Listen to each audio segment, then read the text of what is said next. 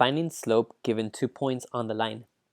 In order to find the slope when given 2 points on a line, you could graph the 2 points and use what we've previously learned about rise over run, but we don't always get numbers like the ones in this problem that are whole numbers, that are easy to calculate rise over run.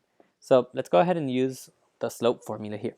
So you'll see that the very first step, I wrote write the slope formula. So I always start by writing this.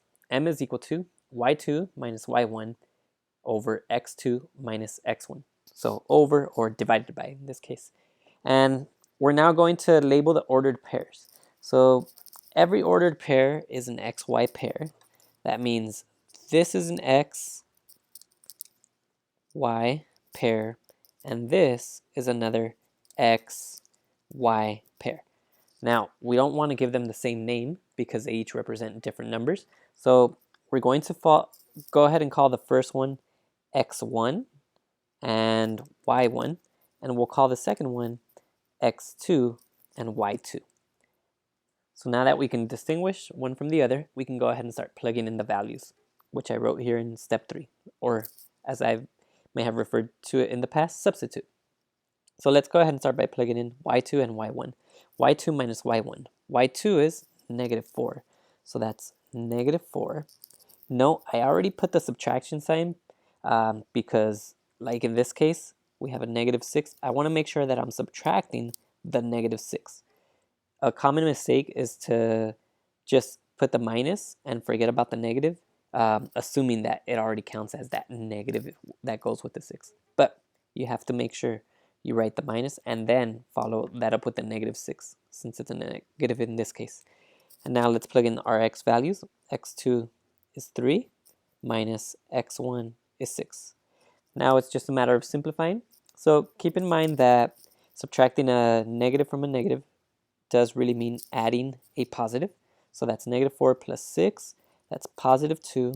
3 minus 6, that's negative 3.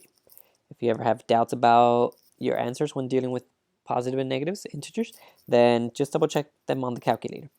Now, remember that 2 over negative 3 is also the same as negative 2 over 3, which can also just be written as negative 2/3.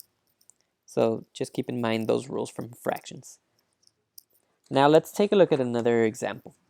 These are two special cases we have here. This process is the same. It's just our answers are special cases. So now let's go ahead and start by plugging in our values that are given here.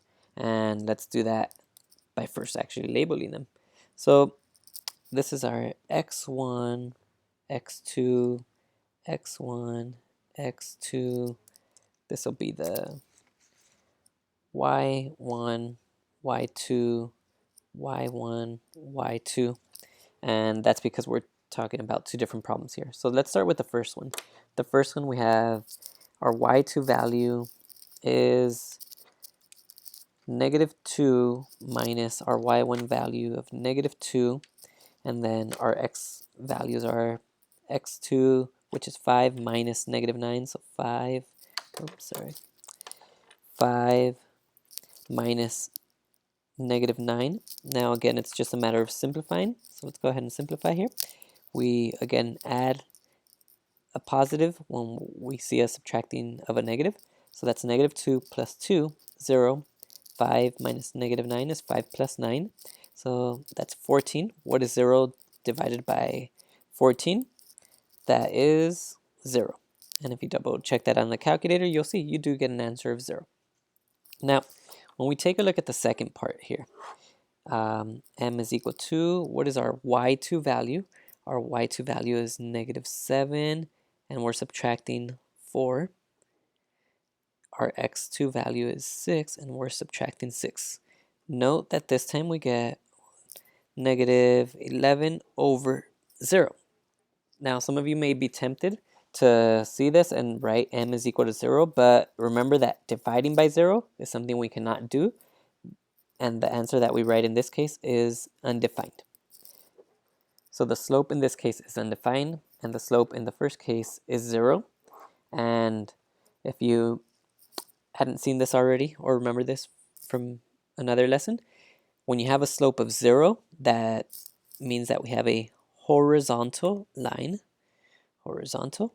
And when you have an undefined slope, as we spoke about in a previous lesson, we have a vertical line. That's how you find slope when given